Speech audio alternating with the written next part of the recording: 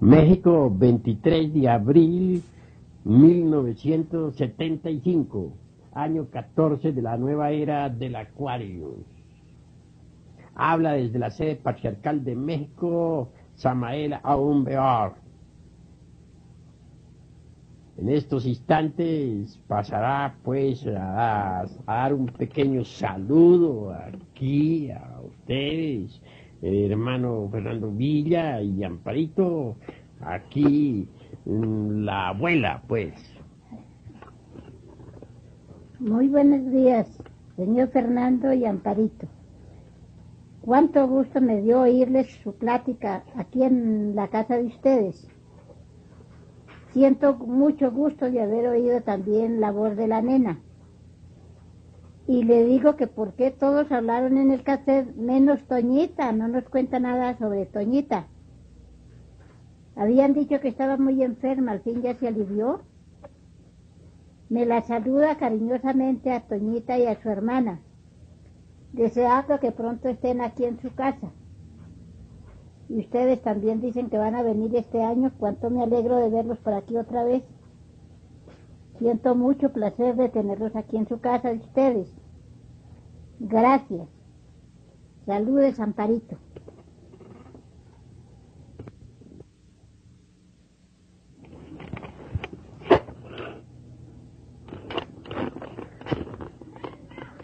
Vamos pues ahora a comentar algo en relación con la voluntad.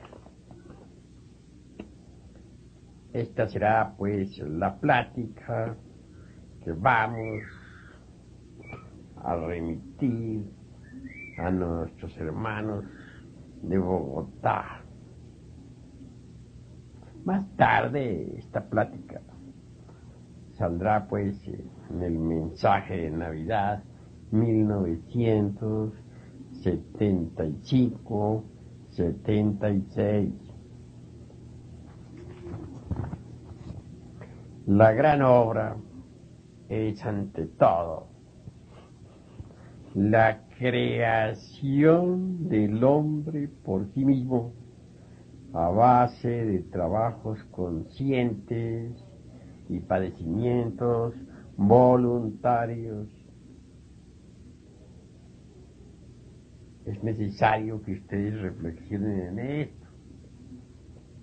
Hemos dicho muchas veces que el humanoide no es el hombre y que el hombre no es el humanoide, ¿verdad? Para ser hombre se necesita poseer los cuerpos existenciales superiores del ser, haber disuelto el ego y haber recibido en su naturaleza íntima los principios anímicos y espirituales del hombre. Continuemos, pues. La gran obra es la conquista interior de sí mismo, de nuestra verdadera libertad en Dios. Necesitamos con urgencia máxima, inaplazable, desintegrar todos esos yoes que viven en nuestro interior, si es que en realidad queremos la emancipación perfecta de la voluntad. Nicolás Flamel y Raimundo Lulio, pobres ambos, liberaron su voluntad y realizaron innumerables prodigios psicológicos que asombran. Agripa no llegó nunca más que a la primera parte de la gran obra y murió penosamente, luchando en la desintegración de esos yoes, con el propósito de poseerse a sí mismo. y fijar su independencia. La emancipación perfecta de la voluntad asegura al sabio el imperio absoluto sobre el fuego, el aire, el agua y la tierra. A muchos estudiantes de psicología contemporánea les parecerá exagerado lo que aquí afirmamos en relación con el poder soberano de la voluntad emancipada. Sin embargo, la Biblia nos habla maravillas sobre Moisés. Según Filón, Moisés era un iniciado en la tierra de los faraones, a orillas del Nilo. Sacerdote de Osiris, primo del faraón, educado entre las columnas de Isis, la madre divina, y de Osiris, nuestro Padre que está en secreto.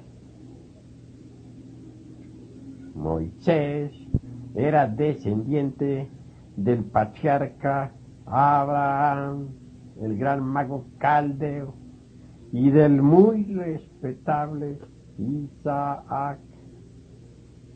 Moisés, el hombre que liberó el poder eléctrico de la voluntad, posee el don de los prodigios. Esto lo saben los divinos y los humanos. Así está escrito.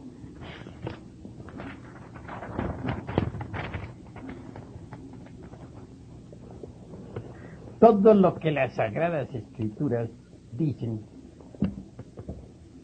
sobre ese caudillo hebreo es ciertamente extraordinario, portentoso.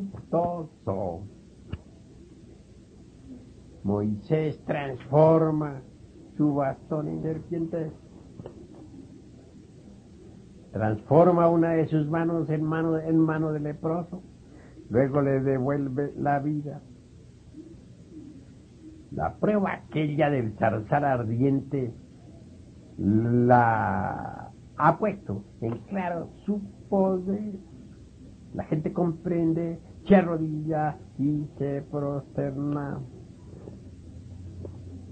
Moisés utiliza una vara mágica, emblema del poder real, del poder sacerdotal del iniciado en los grandes misterios de la vida y de la muerte.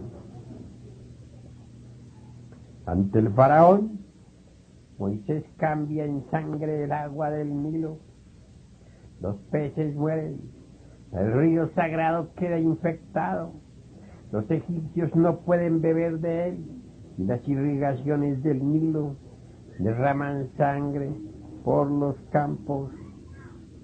Moisés hace más, logra que aparezca millonadas de ranas desproporcionadas, gigantescas, monstruosas, que salen del río e invaden las casas.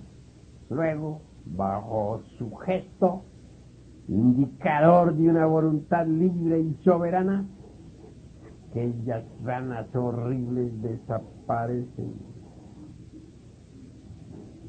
Mas como el faraón no deja libres a los israelitas, Moisés obra nuevos prodigios, cubre la tierra de suciedad, suscita nubes de moscas asqueantes e inmundas, que después se da el lujo de apartar. Desencadena la espantosa peste y todos los rebaños, excepto los de los judíos, mueren. Cogiendo hollín del horno, dicen las Sagradas Escrituras, lo tira al aire y cayendo sobre los egipcios les causa pústulas y úlceras. Extendiendo su famoso bastón mágico, Moisés hace llover un granizo del cielo que en forma inclemente destruye y mata. A continuación hace estallar el rayo flamígero, retumba el trueno aterrador y llueve terriblemente. Posteriormente, con un gesto, devuelve la calma. Sin embargo, el faraón continúa inflexible. Moisés, con un golpe tremendo de su vara mágica, hace surgir como por encanto nubes de langostas.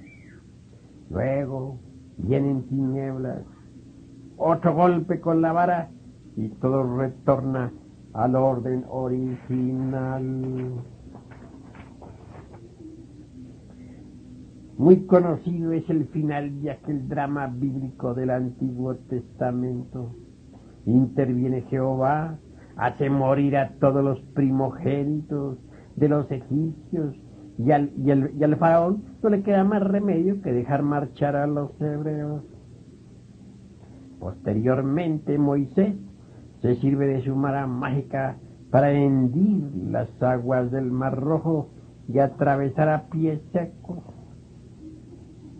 Cuando los guerreros egipcios se precipitan por ahí persiguiendo al pueblo hebreo, Moisés, con un gesto, hace que las aguas se vuelvan a cerrar, tragándose a sus perseguidores.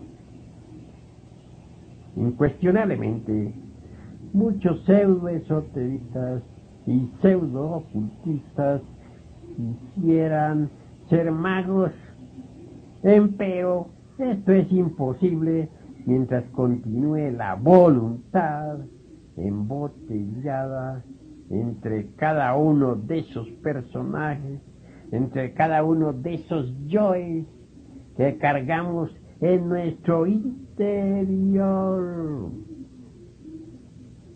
La esencia enfrascada entre cada yo es conciencia y voluntad. Esto es algo que debemos comprender a fondo. La esencia es una fracción del alma, voluntad universal. Cuando la voluntad esencial se libera, se mezcla o fusiona entonces con la voluntad universal y por tal motivo se hace omnipotente y soberana. La voluntad consciente puede determinar nuevas circunstancias. Quien posee voluntad consciente puede realizar prodigios y maravillas. En todas las páginas bíblicas, tanto del Antiguo como del Nuevo Testamento, existe un despliegue formidable de alta magia, videncia, profecía, prodigios, transfiguraciones, resurrección de muertos, ya por insuflación o por imposición de manos o por la mirada fija sobre el nacimiento de la nariz, etcétera, etcétera, etcétera. Abunda en la Biblia el masaje, el aceite sagrado, la aplicación de un poco de saliva sobre la parte enferma, la lectura del pensamiento, los transportes, las apariciones, las palabras venidas del cielo, etcétera, etcétera, etcétera. Empero, mientras la voluntad, la esencia, eso que tenemos de alma, continúe embotellada entre todos esas gentes, es decir, yo, que en nuestro interior existen, resulta algo más que imposible operar mágicamente como Moisés, o como Elías, o como cualquiera de los profetas. Brujos, hechiceros, magos negros, abundan como la mala hierba. Pero ellos no son santos, ni profetas, ni adeptos de la blanca hermandad. Nadie podría llegar a la iluminación real, ni ejercer el sacerdocio absoluto de la voluntad consciente si previamente no hubiera muerto radicalmente en sí mismo, aquí y ahora. Muchas gentes nos escriben frecuentemente quejándose de no poseer iluminación, pidiendo poderes, exigiéndonos claves que los conviertan en magos, etcétera, etcétera, etcétera. Empero, nunca se interesan por autoobservarse, por autoconocerse, por desintegrar esos agregados psíquicos, esos yoes, dentro de los cuales se encuentra enfrascada la voluntad, la esencia. Personas así, obviamente, están condenadas al fracaso. Son gentes que codician las facultades de los santos, pero que de ninguna manera están dispuestas a morir en sí mismas. Eliminar errores es algo mágico, maravilloso de por sí, que implica rigurosa autoobservación psicológica. Ejercer poderes es posible cuando se libera radicalmente el poder maravilloso de la voluntad. Desgraciadamente, como las gentes tienen la voluntad enfrascada entre cada yo, obviamente aquella se encuentra dividida en múltiples voluntades que se procesan cada una en virtud de su propio condicionamiento. Resulta claro comprender que cada yo posee por tal causa su voluntad inconsciente particular.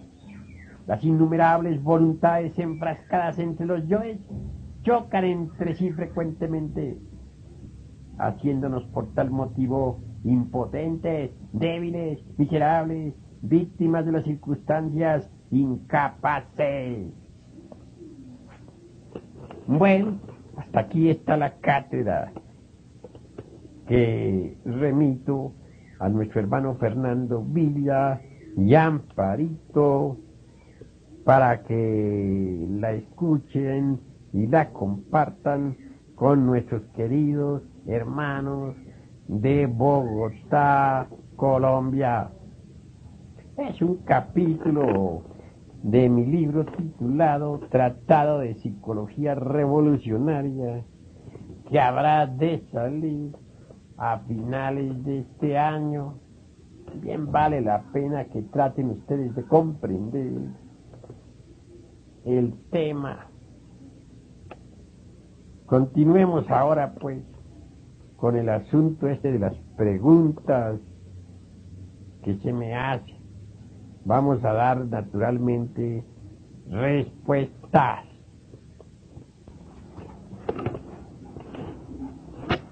Bueno, encontramos aquí la pregunta de nuestra hermana Beatriz Ayala. Esto del cáncer, aunque sea enfermedad pues tremenda, es curable. Sin embargo, quiero decirle a nuestra hermana Beatriz que el remedio de la serpiente cascabel es maravilloso. Más, y esto hay que tenerlo muy presente, que la serpiente cascabel como remedio es muy celosa. Con cualquier otro remedio de doctor que el paciente tome es suficiente como para que ya el remedio de la cascabel quede neutralizado y no sirva. Advierto esto para que las cosas se hagan correctamente. El remedio de la serpiente cascabel exige mucho cuidado. Ni siquiera una cafiaspirina puede tomarse el que se haya sometido al tratamiento con la serpiente cascabel, porque obviamente el remedio queda entonces sin efecto. ¿Entendido? Habrá necesidad de tener paciencia con esta cuestión de los del quiste en los ovarios hasta que el cáncer desaparezca. Porque de lo contrario, entonces, no viene a servir el remedio de la cascabel. Ya lo estoy repitiendo demasiado. Yo deseo, pues, que nuestra hermana Beatriz se cure. Y por eso pongo tanto énfasis en lo que estoy aclarando. Mucho me gustaría que en Bogotá también existiera el comité de damas gnósticas. Si ya existen en Manizales, ¿por qué no habría de existir en Bogotá? En todos los países de América se ha organizado este comité con muy buen éxito. Deseo que las damas bogotanas imiten el ejemplo de las damas salvadoreñas. Esto es benéfico para la gran causa. Algo me dice por ahí nuestra hermana Beatriz en relación con un movimiento que llama siloísmo y que nos atacan, etcétera, etcétera, etcétera, y otras tantas hierbas. Bueno, es claro que los yoes atacan. Si esas gentes de verdad estuvieran disolviendo el ego, no atacaría. Quien ataca siempre es el ego, el mí mismo, el sí mismo, que quiere subir, trepar al tope de la escalera, hacerse sentir. Dicen que cuando Marat fue asesinado durante la Revolución Francesa, se moría de soberbia y de orgullo y de envidia y no podía aceptar nada que no fuera Marat. El ego siempre ha sido así. No es pues extraño que nos ataque. Quienes estamos interesados en la disolución del mí mismo, del sí mismo, para convertirnos verdaderamente en algo diferente, no atacamos. Eso es todo.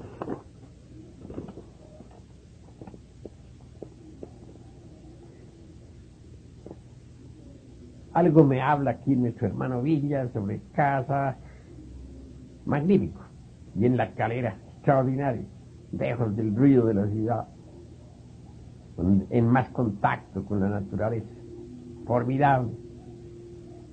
Los cursos de expresión oral pueden servir de vehículo para la enseñanza gnóstica. Si podrías tú llevar la sabiduría, pues, de la síntesis a todas las gentes.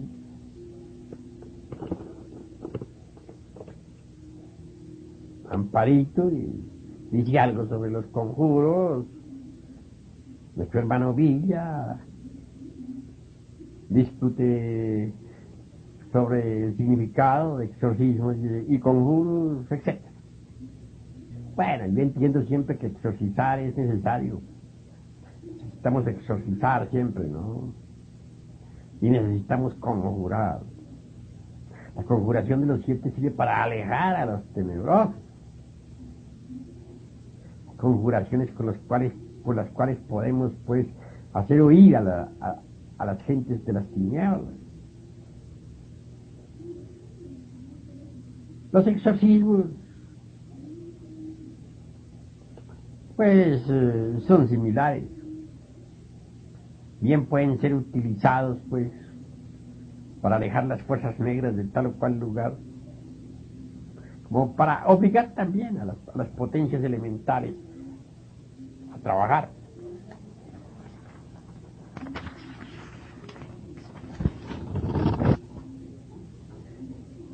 Amparito manifiesta muy buen anhelo en relación con el viaje de Hipatía y de Raúl. Entiendo que ellos se casarán por septiembre y que planean ir a Colombia y que desean llegar hasta Bogotá, y creo que podrían hospedarse perfectamente en casa de este matrimonio maravilloso de Fernando y Amparito.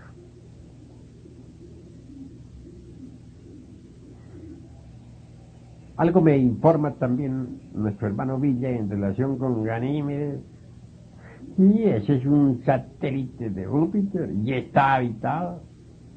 Cumple una gran misión en relación con el planeta Tierra.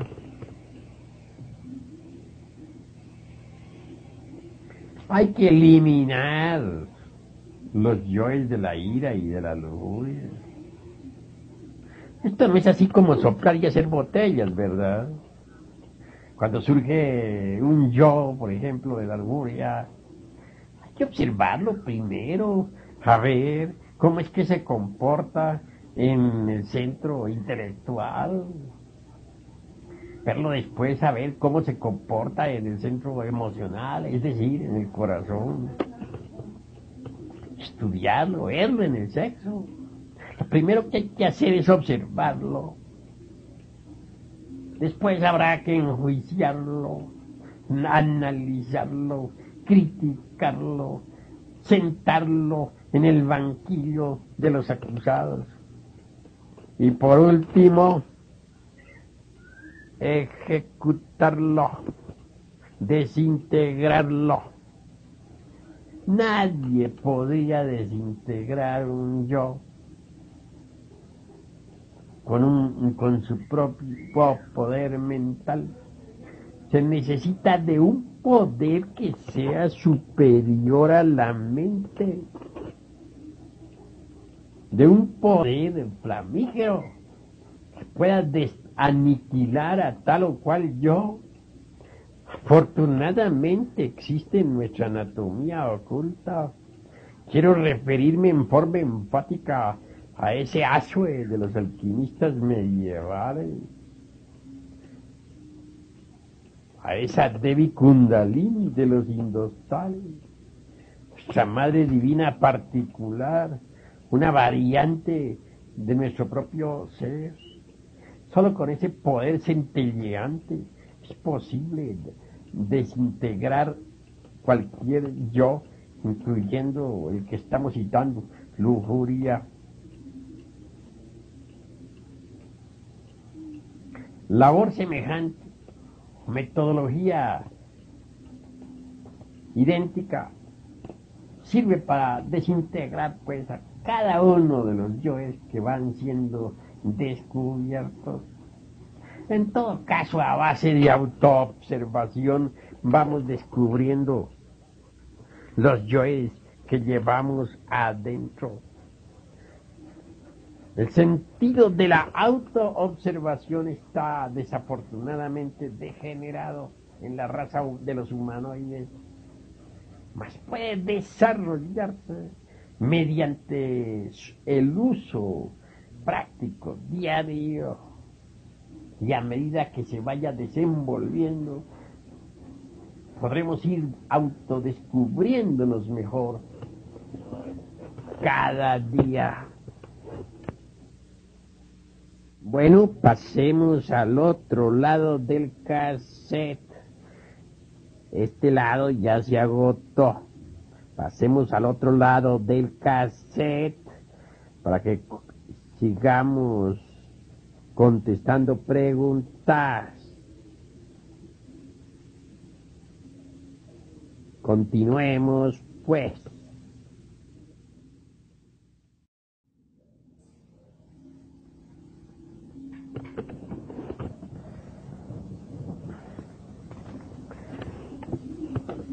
Fernando Villa es un hombre muy sincero y me alegra mucho la forma como habla. Amar. ¿Cuán grande es amar? Solamente las grandes almas pueden y saben amar. Realmente te digo una cosa, Villa. Y se lo digo también a todos los que estén escuchando este cassette. El amor solo puede aflorar en nosotros, surgir cuando el yo ha muerto. Antes no es posible. La verdadera hermandad, la verdadera fraternidad, en modo alguno podrían existir en tanto el ego exista dentro de nosotros mismos. El ego no sabe amar. El ego es óbice para el amor. Disuelto el ego, solo queda en nosotros la belleza interior. Y de ella brota el perfume del amor.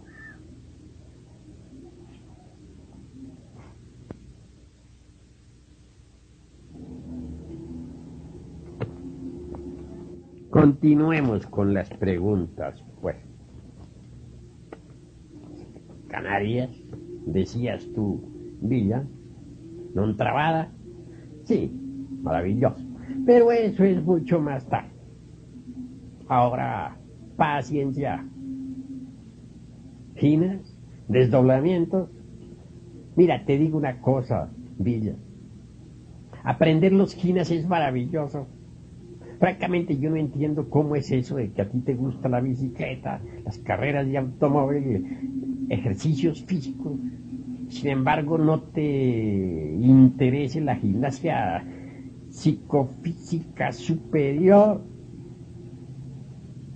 Poner uno su cuerpo de carne y hueso en la cuarta vertical es extraordinario. Viajar en el tiempo hacia adelante y hacia atrás, formidable. Atravesar instantáneamente la barrera de la velocidad de la luz. Qué grandioso, ¿verdad? Y con cuerpo de carne y hueso y todo. Yo creo que debes practicar un poco más todo eso. Realmente los desdoblamientos, los estados de ginas, etcétera, son coadyuvantes formidables para el despertar de la conciencia. Digo coadyuvantes, ¿sabes por qué? Porque lo fundamental para despertar conciencia es matar el ego, reducir guacerías. Pero obviamente que los estados ginas y los desdoblamientos ayudan. ¿Entendido? He escuchado su cassette y créanme que en nombre de Raulito y el mío, les damos los más infinitos agradecimientos por darnos hospedaje en su casa. Más adelante les avisaremos sobre la fecha idéntica, especial, cuándo va a ser, porque teníamos planeado que fuera para julio, pero se han hecho cambios de fechas por motivos de cambios de casa. Sin embargo, ya les estaremos avisando con mucha anticipación para prepararnos, ¿verdad? Recíbanme todos nuestros cariños. Raulito les manda mucho cariño y estaremos con ustedes muy pronto. Hasta luego. Ha hablado Hipatía, que en momento oportuno entró a mi estudio y es claro que le pedí grabara sus palabras para ustedes, cosa que ella ha hecho con el mayor placer.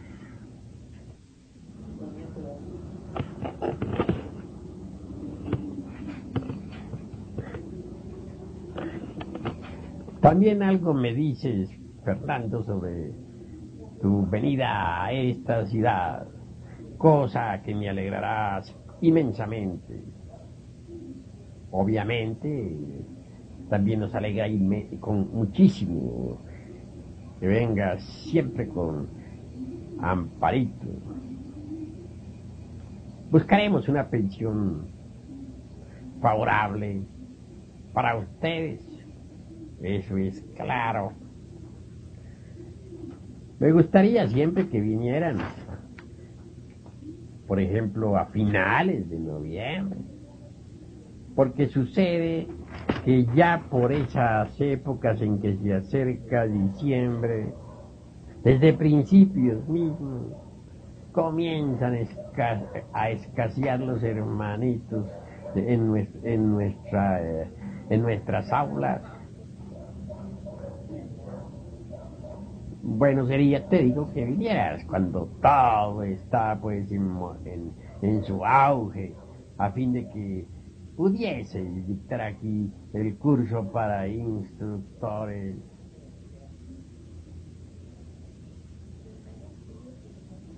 Algo pues habré de decirle a Shepard sobre videotex.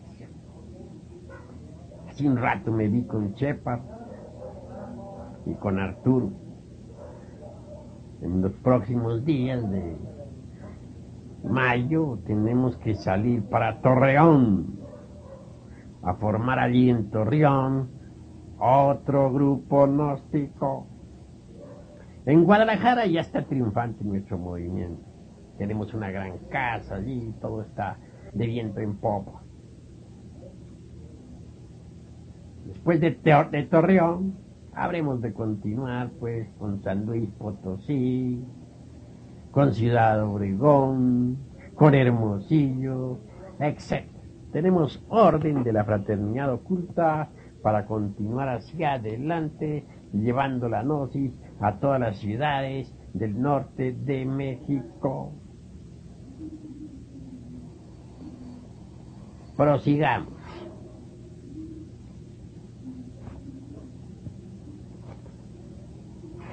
He escuchado todo lo que me dices en relación con vuestro hijo mayor, con sus anhelos de aprender el cine, etc. Ciertamente cosas de muchacho. Hay que tenerle paciencia. Yo considero que lo mejor es que esté en su casa, viendo por su mamacita y por todo lo suyo.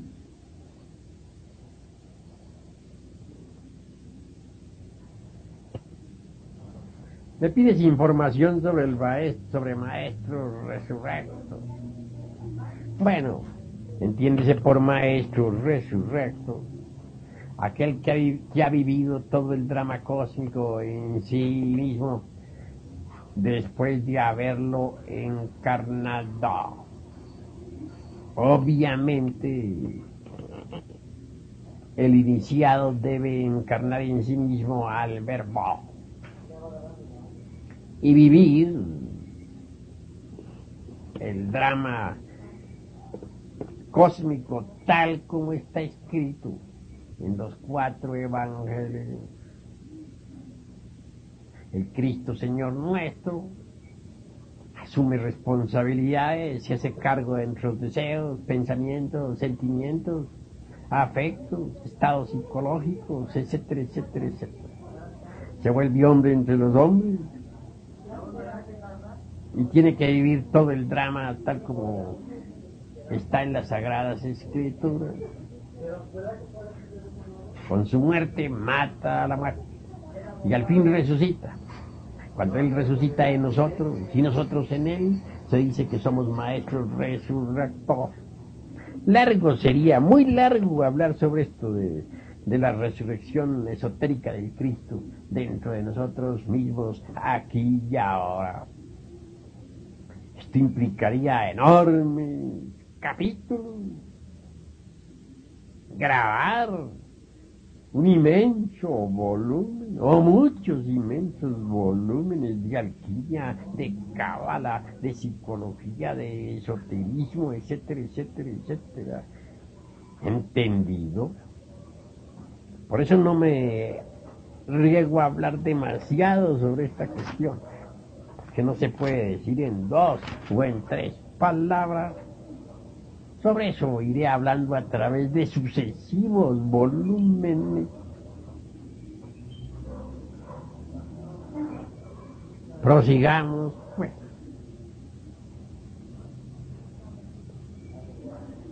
Aquí nuestro hermano Luis Herrada me hace una pregunta en relación con la mónada y los bodhisattvas. Pues la mónada es el íntimo, el ser interno, el Dios interno, etcétera, etcétera, etcétera. Y el bodhisattva es la humana personalidad, el alma humana expresándose a través de una personalidad. Es claro que la mónada posee la sabiduría de todas las eternidades y puede instruir a su bodhisattva. Eso no tiene nada de raro. Tiene sapiencia porque la adquirió a través de sus pasadas existencias, a través de los innumerables siglos. Entonces el bodhisattva puede aprender de su mónada, de su íntimo, porque toda la sapiencia adquirida a través de los siglos por el bodhisattva, pues quedó en la mónada. La mónada, disponiendo de esa sapiencia, instruye a su bodhisattva. Eso es obvio. Alonso Báez me saluda. Bien, mi querido hermano, he escuchado tu saludo. Me alegra, pues, oír tus palabras. Recibe un abrazo muy sincero a través del aura del universo. Carmenza, gracias. Escuché tus palabras y las contesto, anhelando para ti luz y más luz, sabiduría, amor y poder. Nuestro hermano Ricardo Granado, hombre muy sincero de la costa del Atlántico, algo me pregunta.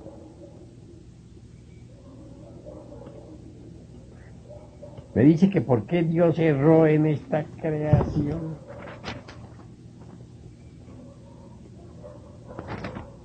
Su pregunta naturalmente está muy curiosa. ¿Por qué degeneró el hombre en humanoide? Bueno, con el mayor gusto daré respuesta a esta pregunta. El eterno Padre Cósmico Común jamás se equivoca. En hebreo se le denomina Elohim.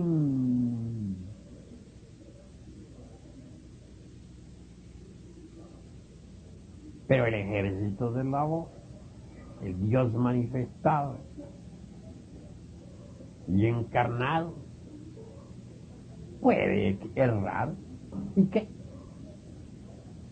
Muchas veces se ha dicho que los dioses también se equivocan.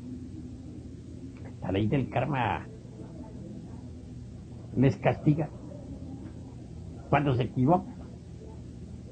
También están sometidos a la ley. Nadie podría someter a la ley a Elohim, al eterno Padre Cósmico Común, a la divinidad incognoscible, a eso que es lo real, a eso que no tiene nombre, a eso de donde salen todas las chispas divinas e inmortales, todos los dioses.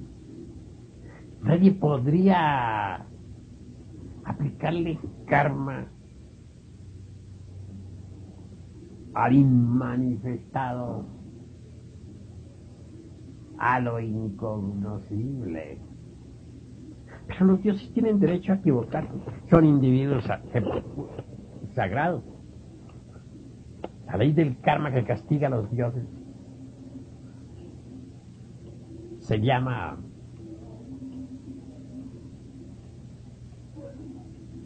la ley de la captancia, y eso es bueno que se entienda.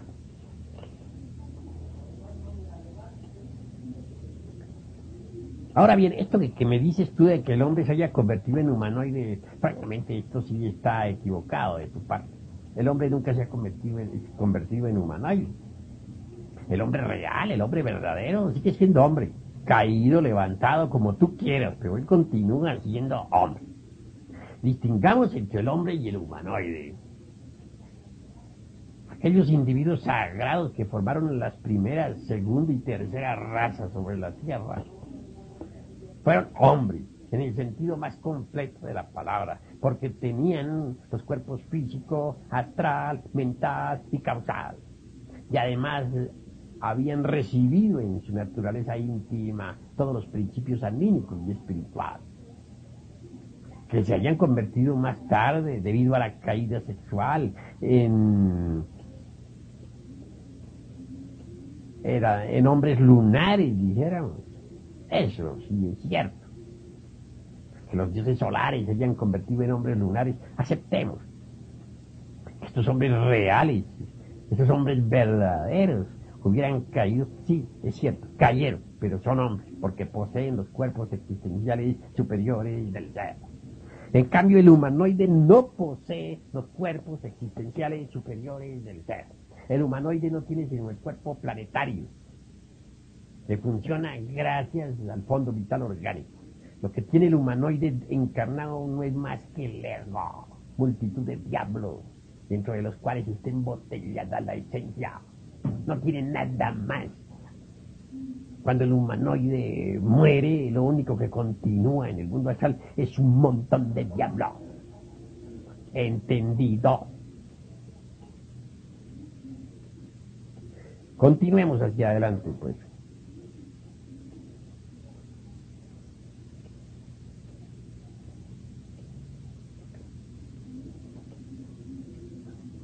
Si alguien ve, pues, que el sacerdote del santuario se transforma por tal o cual motivo, pues eso es no debe servir, dijéramos, de base para que los hermanos se quejen del ritual. Hay que ser comprensivos.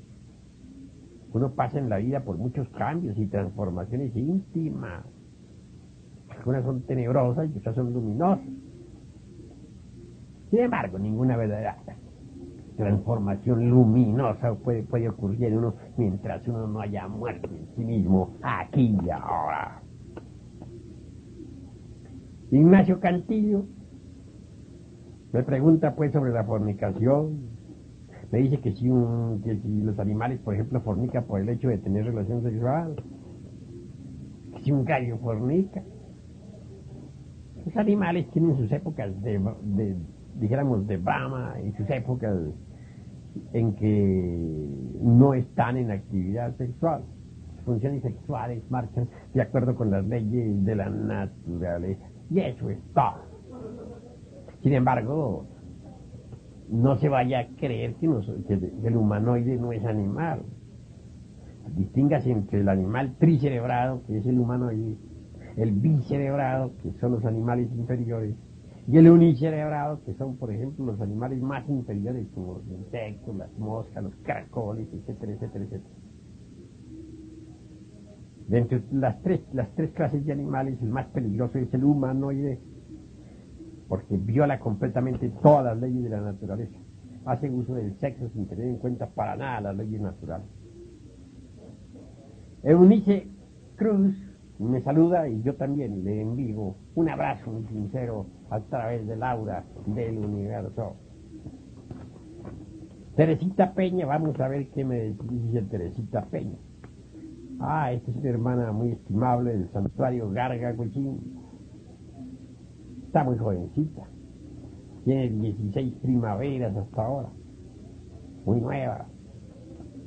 Me envía con verdadera emoción su saludo. Y es claro que yo a mi vez, con gran cariño, le envío mi salutación. Cecilia Acero de Parada, muy emocionada, me saluda. El centro emocional es grandioso, porque es el que valora realmente el trabajo gnóstico, es el que valora la enseñanza. Por ello siento una alegría muy grande en mi corazón cuando alguien me envía sus salutaciones con profunda emoción. A ver, Sandra Hernández, Sandrita, bueno, es la Isis del santuario, qué bien. Me preguntas si puede tener novio. Pues claro que sí puede, eso es muy natural. Y si tiene que ser novio gnóstico en un 100%, bueno, la pregunta sí es un poco grave, Sandrita, bastante grave. que todo depende de la ley del karma. El karma te da a ti un novio que sea gnóstico, pues formidable, maravilloso. Si el karma no te da, pues para ti o puede darte un novio gnóstico, pero digo, si no te llega a dar un esposo gnóstico, pues entonces la cosa está peor.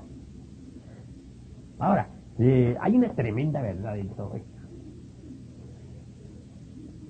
El que marcha por la línea horizontal no piensa sino en las cosas profanas nada más. En la línea horizontal existe el nacimiento, existe, dijéramos, los negocios de la vida, el matrimonio profano, reproducirse, tener hijos, envejecer y morirse. Eso es todo. La vertical somos diferentes, somos revolucionarios en un 100%. Marchamos por una senda que nos permite llegar a las grandes transformaciones.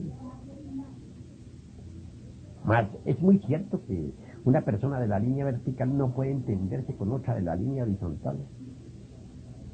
Tú, por ejemplo, eres de la vertical. Prueba es que estás sirviendo de Niki en un santuario. Imposible que puedas entenderte con una persona profana de la horizontal. Para mi modo de ver y entender, tú lo que debes es aguardar un novio gnóstico y tratar de casarte con un novio gnóstico. Pedirle mucho a tu Dios interno que te arregle ese negocio allá arriba con los señores de la ley. Pídele a tu padre que esté en secreto. Si él te arregla eso, pues mejor, formidable, maravilloso. Que casándote tú con un hombre gnóstico, pues puedes trabajar a la maravilla en la forja de los cíclopes.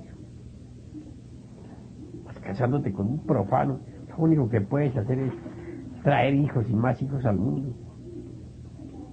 Envejecer como toda la gente y morir sin haberte autorrealizado. Y eso es muy triste. ¿Verdad? ¿Verdad? Ricardo Navarro, joven de 19 años. He recibido su salud. Le atacan los tenebrosos. No tiene paz. Ama a una Isis. Sufre. Es claro que solo desposándose con una gnóstica puede autorrealizarse. Porque a las profanas no les gustan estas cosas. Además, tú eres de la vertical y las profanas son de la horizontal. Es claro que el que marcha por la vertical no se entiende con el que marcha por la horizontal. Tienen ideas y anhelos completamente diferentes. Por eso estoy de acuerdo en que tú te cases con una mujer gnóstica en un 100%. Si la dama que quieres se casa contigo, pues tanto mejor. Aquello de la comisaría, de verse preso sin motivo, etcétera, etcétera, etcétera, son cosas que suceden allá en Colombia. Allá lo meten a uno al bote así porque sí, porque les vienen ganas las autoridades. Lo detienen en cualquier parte y sin motivo alguno a la cárcel. Yo también viví en ese país y sé cómo es. Aquí en México las cosas son distintas. A nadie detendrían en una calle para meterlo a la cárcel si no hay una orden del juez. Y no puede haber esa orden del juez si no hay delito que perseguir. En todo caso, para que a alguien lo detengan, pues tiene que andar prófugo. Y cuando hay, dijéramos, delito que perseguir, se cita al delincuente. Solamente se le aprehende si no asiste a la cita. Y se le cita por 3 veces. Cosa que no sucede allá en Colombia, que le echan el guante a quien pueden y al bote. Bueno, paciencia, pulgas, que la noche es larga, pues. Ya pasamos nosotros por todo eso allá en ese país. Sabemos lo terrible que es. Sin embargo, y a pesar de todo, Colombia tiene sus cosas hermosas. Dijéramos, dicho país, el eje de una gran revolución espiritual. Miren los dos mares, de un lado el Pacífico, del otro el Atlántico. Motivo por el cual Colombia está llamada a revolucionar esotéricamente al mundo entero. Y lo está revolucionando con la gnosis, ¿verdad? Y lo seguirá revolucionando. En Colombia existen centros magnéticos formidables. Tenemos el Cerro de Monserrate, por ejemplo, en Bogotá, Colombia, que se halla en íntima afinidad psíquica y cósmica con el Cerro de Monserrate de España, Cataluña, donde está el Santo Grial, aquella copa maravillosa en que el Cristo bebiera en la última cena. También existe en Colombia otro centro magnético formidable. Me refiero a Manizales. La radiación de dicha ciudad se siente aquí mismo, en México, y en todo el continente latinoamericano. Por eso es que Manizales se está convirtiendo en una verdadera fortaleza del movimiento norte. ¿Qué diremos nosotros de la Sierra Nevada de Santa Marta?